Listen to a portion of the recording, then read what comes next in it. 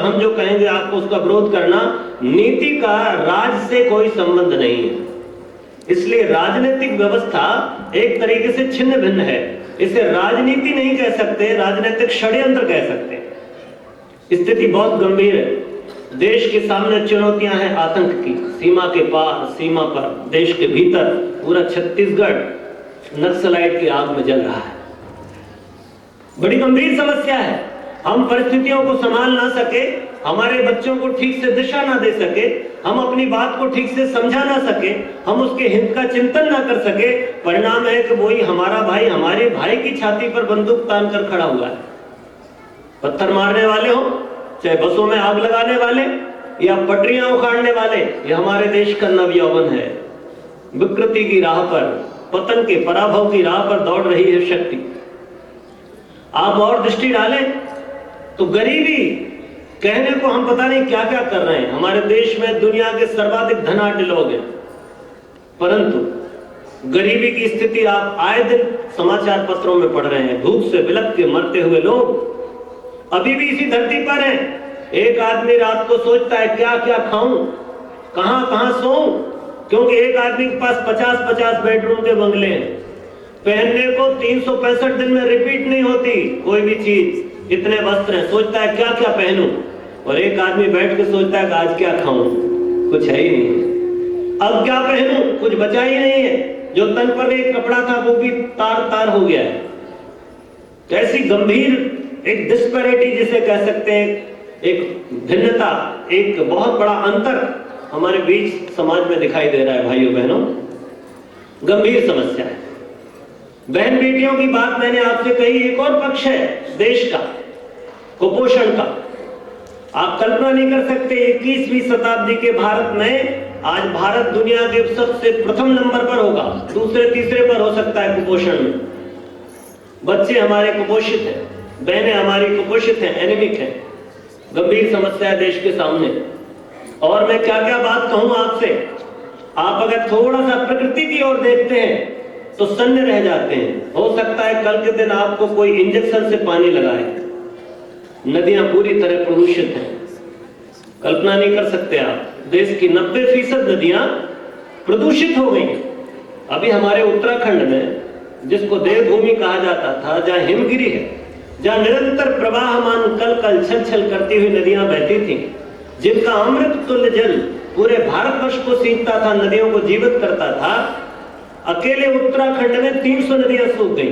गंगा, भागीरथी, अलकनंदा, मंदाकिनी की सहायक नदियां, 300 नदियां। आप कल्पना नहीं कर सकते। गंगा अपने जीवन के अंतिम दिन गिन रही है। डिस्चार्ज की स्थिति यह है कि अब उसका जीवन ही बचा रहे तो भी बहुत बड़ी बात है। अकेले हरिद्वार में आते आते गंगा का पानी पीने योग्य नहीं रह गया।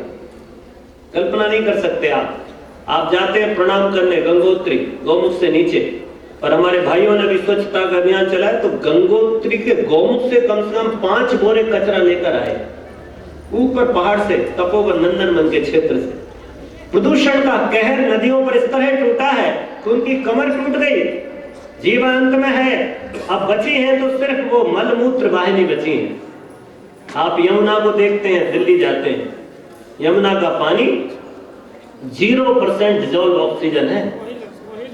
नो लाइफ, प्लांट लाइफ हो या एनिमल लाइफ हो, कोई जीवन नहीं है। ना पौधे पनप सकते उस पानी में, और ना उसमें कोई जीवन, मछलियां, घोंगे, कछुए पनप सकते। मृत पानी बह रहा है, उसी में हम लोग डुबकी लगाते। मथुरा वृंदावन, नदी यमुना बची नहीं, सूख गई। दिल्ली से करीब 150 किलोमीटर पहले ही यमुना पूरी तरह गायब हो जाती, सूखी पड़ी हुई। वही स्थिति गंगा की कानपुर में आगे हो जाती है, जब 450 टैनरी चमड़े के कारखाने अपना मलबा, अपना रसायन युक्त पानी, अपने चमड़े की सफाई का गंदा पानी, करीब आधा दर्जन स्लाटर हाउस, कत्ल खाने, जब पशुओं का रक्त और मांस सड़ा हुआ जब गंगा में बहाते हैं तो गंगा अपना प्राण त्याग देती है। कानपुर में जाके गंगा मृत हो जाती है। भाई बहन, मैं किस नदी की बात करूं, चाहे आपकी अरपा हो और चाहे महानदी हो, चाहे ये नर्मदा हो, चाहे ताप्ती हो, चाहे आपकी मंदाकिनी हो, और चाहे फिर आपकी घाघरा हो, फिर आपकी कोसी हो, किसी भी नदी में जाइए, आप जाइए, राजस्थान की नदियां साफ हो गई। बनास पर हम पिछले 5 साल से कार्यक्रम चल रहा है, नदी सूखी पड़ी है, पानी नहीं, आदमी आर पार हो रहा है। मित्रों, मैं निवेदन कर रहा हूं कि कल के दिन हो सकता है 1 गिलास पानी पीने के लिए हमको जद्दोजहद करना पड़े। हो सकता है अगला युद्ध हमारा किसी काम के लिए हो तो इससे पानी के 1 गिलास पानी के लिए हो। कल के दिन हो सकता है कि वो राशन कार्ड पर पानी मिले हम। गंभीर स्थिति है, विचार करने योग्य बात है कि हम अभागे ऐसे निकले कि हम अपनी आने वाली पीढ़ियों को 2 चुल्लू पानी छोड़कर नहीं जाए। जो गंगा का एक बूंद लेकर के आदमी मोक्ष की कामना करता था, आज वो गंगा प्रदूषित है भाइयों बहनों, और सारे देश की नदियों की कमोबेश ऐसी ही स्थिति है। जंगल की तरफ निहारे तो पहाड़ साफ है, आप कितनी भी जय जयकार करिए। बस्तर में जाइए आप, मुझे बहुत पुराना समय भी, 25 साल पुराना समय भी दिखता है और आज का समय भी दिखता है। किनारे के दोनों, रोड के दोनों तरफ बदमाशी की कोई सीमा नहीं है, दोनों तरफ घना प्लांटेशन दिखाई देगा, और आप 500 मीटर अंदर उसमें घुस करके जाइए, कुछ नहीं, उजड़ा हुआ क्षेत्र है। दिखाने को बहुत घने जंगल है और उजड़ा पड़ा है हमारा पूरा छत्तीसगढ़ का क्षेत्र। वन कट गए, साफ हो गए। निरंतर ये लकड़ी के उपयोग ने और जंगलों के कटने से स्थिति ऐसी है कि अभी आप कल्पना नहीं कर सकते। आप दिल्ली जाइए, अभी दिल्ली में माउंटेन एयर करके सिलेंडर बिक रहे हैं, तो 700 रुपए का एक सिलेंडर है ऑक्सीजन, क्योंकि वहां पर फॉग है, ऑक्सीजन नहीं है। पर प्रदूषण का स्तर यह है कि 1000 गुना बढ़ गया है। आदमी कब मर जाए पता नहीं, कब उस चेंबर में दम घुट जाए लोगों की और समाप्त हो जाए, राम नाम सत्य हो जाए। आदमी अपने घर में एयर प्यूरिफायर लगा रहा है, हवा साफ करने का, ऑक्सीजन पैदा करने की योजना बनाई जा रही है। कल्पना करो, क्या हम अपने बच्चों को सांस के लिए हवा भी छोड़ के नहीं जाएंगे? बहुत गंभीर स्थितियों से देश गुजर रहा है भाइयों बहनों। युद्ध के बादल हमारी सारी सीमाओं पर मंडरा रहे हैं। आप आए दिन देखते हैं प्रवेश, कहीं यहां से कहीं वहां से। कभी चीन लाल लाल आंखें दिखाता है अपने ड्रैगन, और कभी हमको छोटा सा पाकिस्तान डराता है, और कभी एक पिद्दी सा हमको बांग्लादेश भी आंखें दिखा जाता है। कहां जाइए आप, सब तरफ समस्याओं से घिरा है देश भाइयों बहनों। अनास्था की स्थिति इतनी विकराल है कि आदमी सोच नहीं सकता। संबंधों, रिश्तों, अनुशासन, कायदे, कानून, नीति, मर्यादा, संविधान पर हमारी आस्था समाप्त हो गई, इसलिए सब चीज बिखर कर टूट गई। पारिवारिक रिश्तों में आस्था समाप्त है, इसलिए सब लेन देन का क्रम है, बंटवारे की बात चल रही है। सामाजिक आस्थाएं खंडित हैं, भंगित हैं। धर्म में कोई आस्था बची नहीं है, भगवान को उल्लू बना करके लूट लेने की योजना है। बस चाहे आदमी तो हनुमान जी की पूंछ उखाड़ ले आदमी, जरूरत मौका भर मिलना चाहिए। कहीं कोई आस्था का कोई क्रम दिखाई नहीं देता। इस अनास्था के दौर ने पूरे समाज को इस तरह विकराल दैत्य जैसा बना दिया है कि हर आदमी को जहां मर्जी पड़ जाए वहां से लूटने की योजना चल रही है। संविधान में कोई आस्था नहीं बची। आप कितनी फौज, कितने थाने, कितनी पुलिस और कितने कानून के घर बनाओगे? कोई समाधान नहीं सूझता। इसलिए भाइयों बहनों, ऐसे भीषण समय से देश गुजर रहा है। एक तरफ तो ये विकरालता दिखती है, अंतरराष्ट्रीय स्तर पर नजर झांक कर देखें, सीमा से पार देखते हो तो आप देखते हो कि आग लगी है युद्ध की, आतंक की।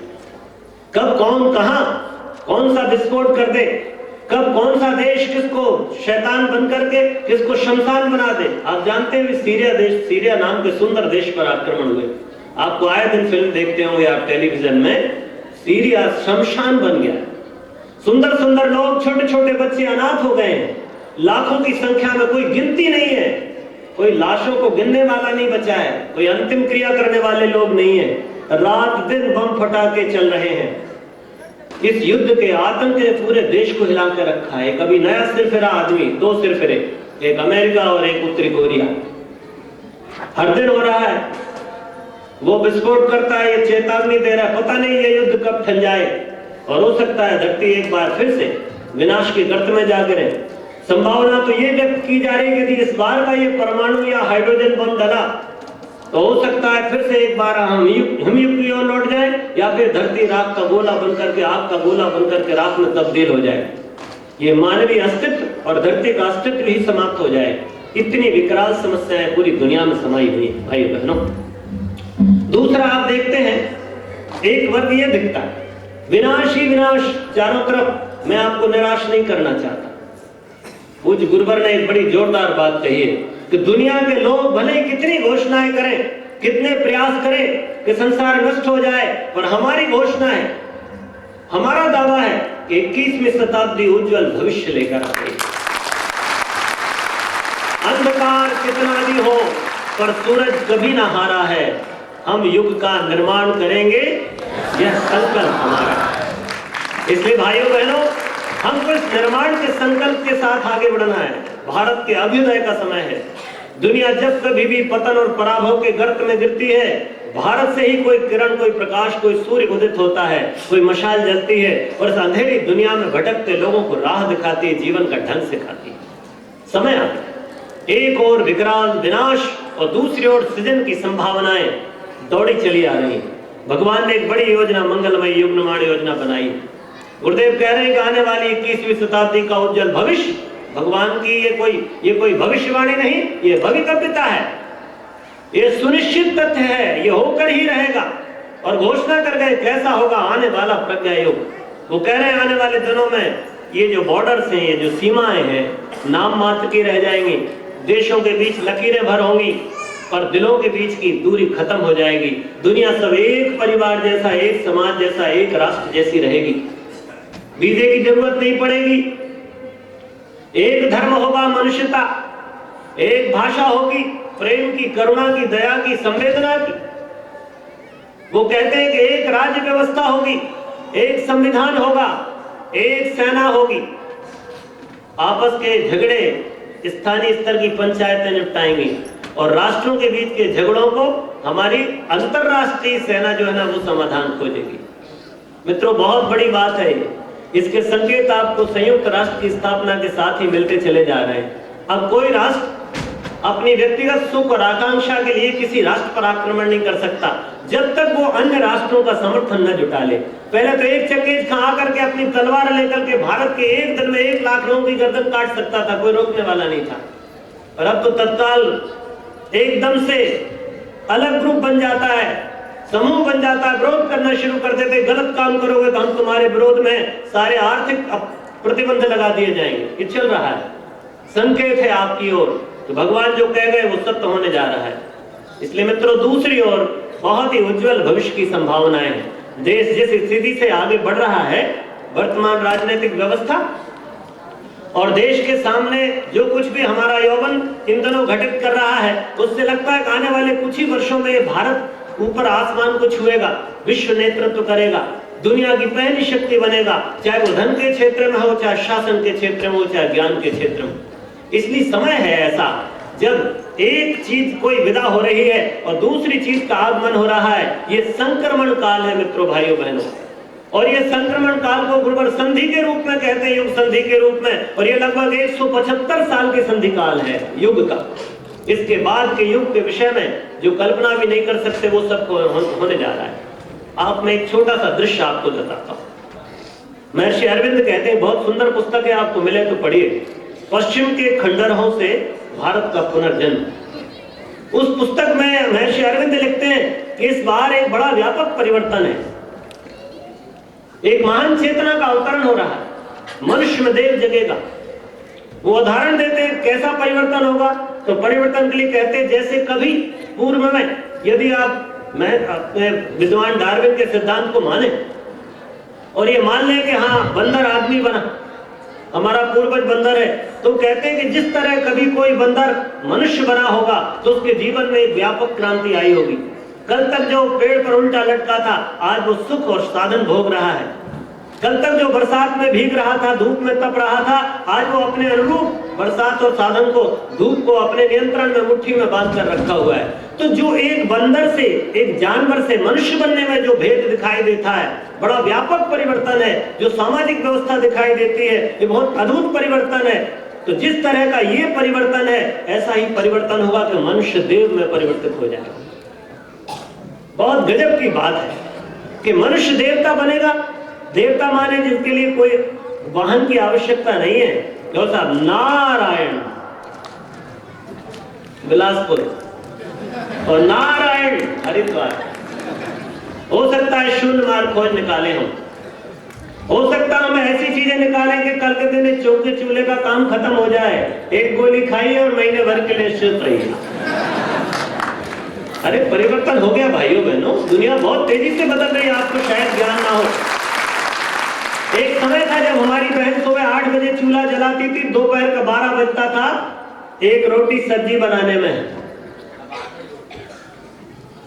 और अब समय है कि भाई साहब आए कि बहुत तेज भूख लगी है, भिंडी खाने की इच्छा है, बहन जी ने कहा रुकिए 5 मिनट, माइक्रोवेव में लगाया, क्यों साहब टाइमिंग फिट किया 5-7 मिनट, जब तक भाई साहब हाथ धो के आए तब तक आपने रेसिपी बनाकर प्रस्तुत कर दी। दुनिया सिकुड़ के छोटी सी हो गई, समय को मुट्ठी में पकड़ लिया हमने।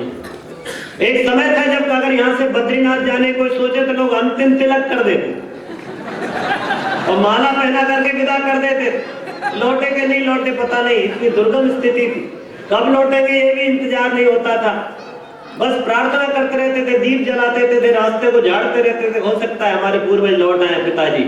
और अब कैसा समय है, अभी आने वाले दिनों में स्पीड की स्थिति है कि आप सुबह का नाश्ता दिल्ली में करिए और फ्लाइट पकड़िए सुपरसोनिक, और पूरी दुनिया का चक्कर लगा करके फिर दोपहर का 1 बजे का लंच भी आप दिल्ली के किसी होटल में कर पाएंगे। इस स्पीड से दुनिया बढ़ रही। तो प्यारे भाइयों बहनों, इस ऐसे बदलते युग में, इस परिवर्तन के दौर में, इस भौतिक प्रगति की चकाचौंध में कहीं ऐसा ना हो कि जो नीतिवान लोग हैं, जो आध्यात्मिक दृष्टिकोण वाले लोग हैं, वो इस चकाचौंध में कहीं बह जाए, जैसा अभी इन दिनों हो रहा है।